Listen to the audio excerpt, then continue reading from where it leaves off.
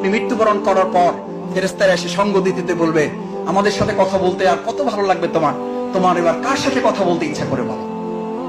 সে বলবে, আমার বাবা কত আগে ইন্তেকাল করেছেন, 25 বছর 50 বছর 100 বছর আগে ইন্তেকাল করেছেন,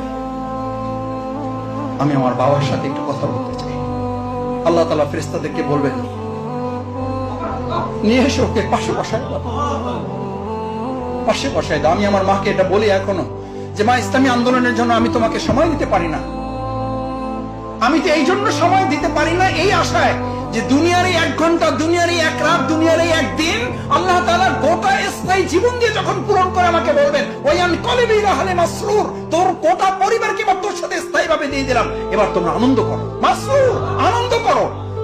ইন্নাহু কানা ফি আহলিহি মাসরুর। আরেক দলকে বলা হবে ওয়ায়াদু সুবুর ওয়ায়াসলা সাইদ, এদেরকে জাহান্নামে ফেলো। আমরা তাদের জন্য দোয়া করছি, আল্লাহ তাদের মাফ করুন যারা পরিবারের কারণে, ব্যস্ততার কারণে, অফিসের কারণে, দুনিয়ার কারণে আসতে পারে নাই। আল্লাহ তাদের জন্য এবার ধিক্কার দিচ্ছেন, ওয়ায়াদু সুবুর, কপাল পোড়া, বদনসিব, ও বড় যত চাকরিজীবী হোক, ওর যত বড় স্যালারি থাকুক, ওর যত বড় ডেজিগনেশন স্ট্যাটাস থাকুক, ওর কপাল পুড়েছে। কেন পুড়েছে?